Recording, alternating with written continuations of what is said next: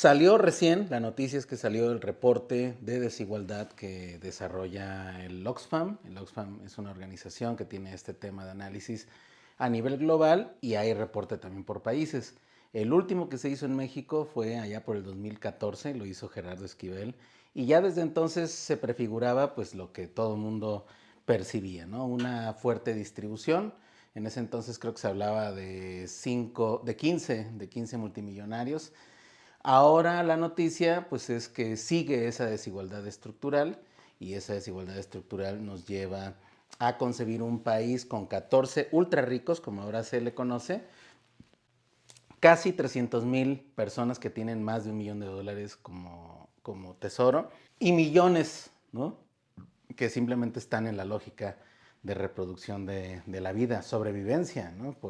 Para decirlo más específicamente, ¿no? Entonces, lo que queda de manifiesto es que el sistema capitalista a nivel global es una maquinaria de desigualdad estructural.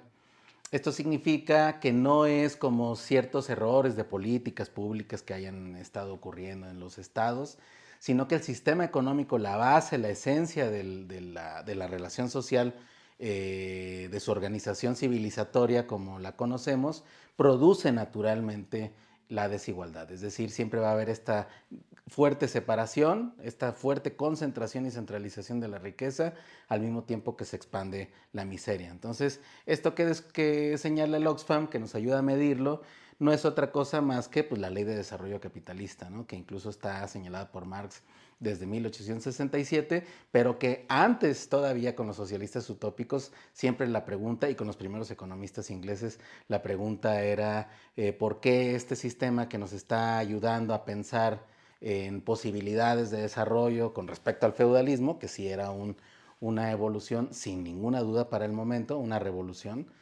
estaba produciendo, se estaban empezando a dar cuenta que producía naturalmente pobres, o mejor dicho, necesita de la pobreza, que sería el concepto de plusvalía, necesita de la pobreza para producir la riqueza capitalista.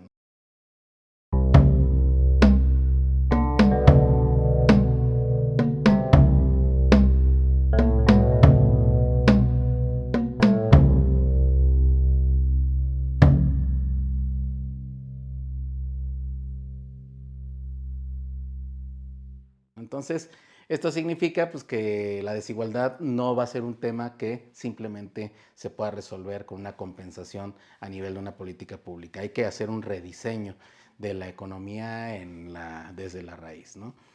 Y bueno, el otro elemento que hay que rescatar de todo esto es que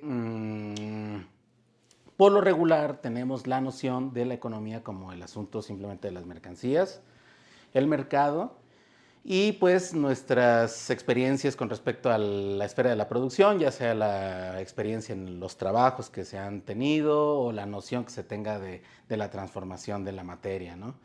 Pero el hecho es que lo que hace falta en la educación económica es entender cómo esta imagen de repente terminó siendo subsumida o refuncionalizada por un nuevo poder. Y ese nuevo poder es el capital financiero. Esto significa que la lógica de todas estas mega empresas, ¿no? Que se constituyen como grandes monopolios, están persiguiendo la ganancia, sí, es la ley del mercado capitalista, pero lo hacen a través de dividendos financieros o participación en acciones. ¿Esto qué quiere decir? Que muchas veces los ciclos son mucho más rápidos en el capital financiero y muchas veces las ganancias de los que están conduciendo la lógica y el desarrollo de esas grandes empresas van a ganar con alza de precios. Entonces, los movimientos en precios en el mercado impactan en las cotizaciones, en el nivel de los dividendos. Entonces, siempre es deseable que haya un aumento de precios en cuanto sea posible para que eso pueda significar una nueva concentración y acumulación de riqueza en ese nivel financiero, ¿no? Entonces, esto significa pues algo que me parece que hay que rescatar mucho de este informe. Búsqueda y respuesta de la siguiente pregunta. ¿Cómo es posible que durante la pandemia del 2020 se desaceleró toda la economía? haya significado pues esto precisamente una ralentización de todo el proceso económico, pero de todas maneras en este periodo hubo una duplicación de la riqueza del grupo de los 14 ultra ricos, ¿no? Entonces, bueno, ¿qué es lo que está pasando?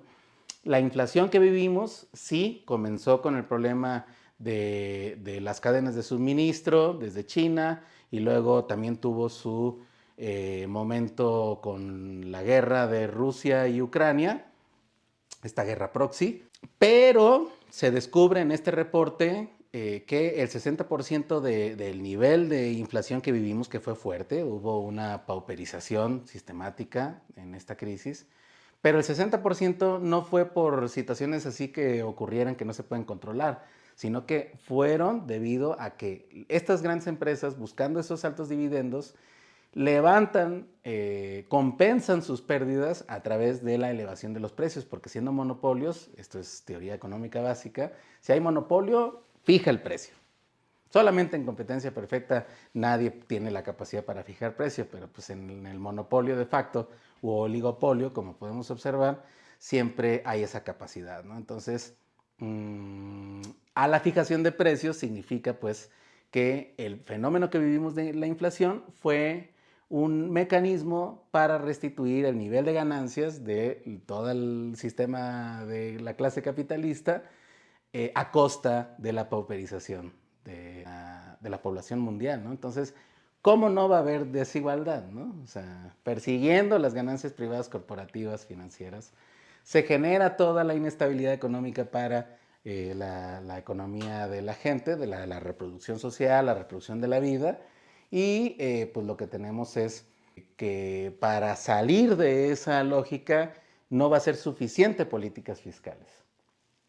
Se le tiene que mover a la política monetaria, es decir, se tiene que cuestionar profundamente la autonomía del Banco de México, o al menos poner sobre la mesa qué tipo de política monetaria es y evaluar también los diferentes tipos de política monetaria que existen dentro de toda esta gama, ¿no?, de disposiciones del Estado a la hora de intervenir en la economía, ¿no? Entonces, se le tiene que mover ahí, pero además también conceptualmente a nivel de la ciencia, esto es muy importante porque vamos a tener que hacer un giro epistemológico en la noción que tenemos de ciencia económica, tenemos que partir de que este tipo de problemas que son elementales tienen que ver con uno de los conceptos que tampoco se tocan para nada, no se tocan en economía, a lo mejor en sociología, pero no en su elemento de constitución de las sociedades, y me refiero a la categoría de propiedad, ¿no? Entonces, la propiedad privada, cuáles son sus diferencias con respecto a la propiedad pública, cuál es la propiedad privada pero personal, cuáles son sus diferencias, la propiedad social,